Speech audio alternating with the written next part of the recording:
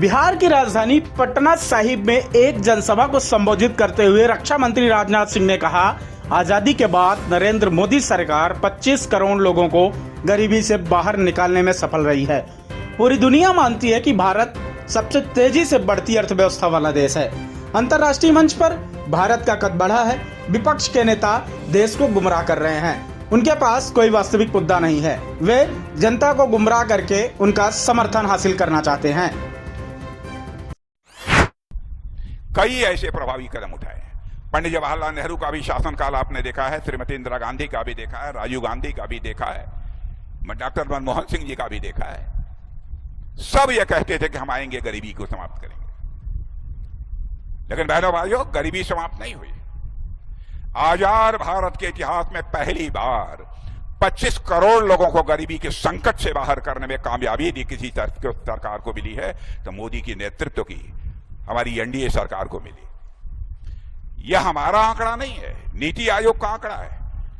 दुनिया की financial firms, उनका दावा है कि भारत तेजी के साथ आगे बढ़ रहा है। सारी दुनिया अभी सच्चाई को मानती है कि दुनिया में सर्वाधिक तेजी से आगे बढ़ने वाली अर्थव्यवस्था किसी देश की है तो हमारे और आपके देश इस भारत की है। मेरे बहनों भाइयों, यही हमारा भारत। आज के 10 साल पहले, 2014 के पहले, धन दौलत के मामले में दुनिया के देशों में 11वें स्थान पर खड़ा था। हमारे प्रधानमंत्री ने करिश्माई काम किया है। आज हमारा भारत जो दुनिया के देशों में धन दौलत के मामले में 11वें स्थान पर खड़ा था, जंप लेकर बहनों भाइयों आज 5वें स्थान पर आ गया।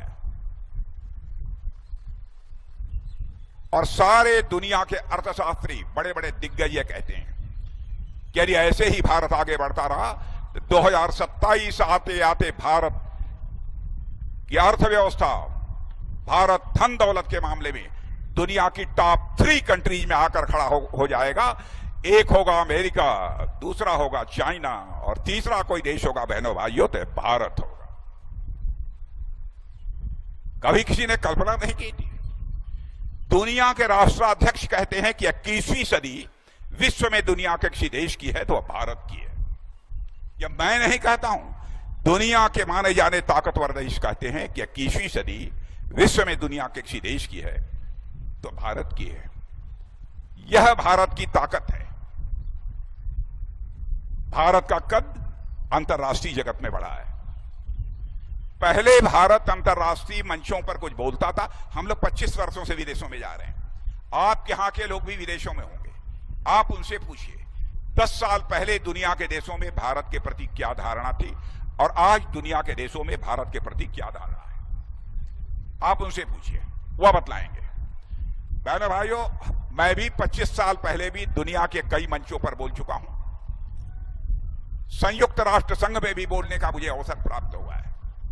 पहले मैंने देखा भारत को जब बोलने का समय आता था तो बहुत सारे देशों के लोग उठकर चले जाते, भारत की बातों को कोई गंभीरता पूर्वक नहीं लेता था।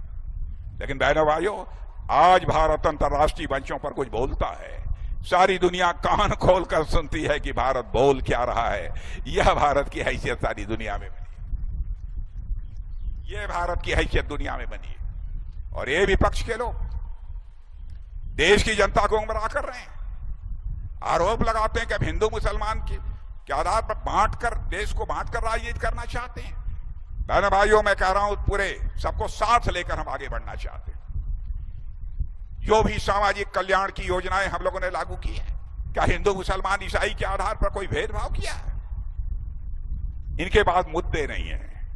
देश की जनता को गुमराह करके जनता का समर्थन हासिल करना चाहते हैं।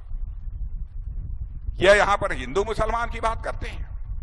अरब के 5 देशों ने, मुस्लिम देशों ने, अरब के 5 मुस्लिम देशों ने बहनों भाइयों, उनके यहां का जो सबसे बड़ा सम्मान होता है, उस सम्मान से दुनिया के किसी प्रधानमंत्री को नवाजा है तो भारत के प्रधानमंत्री नरेंद्र मोदी को नवाजा है।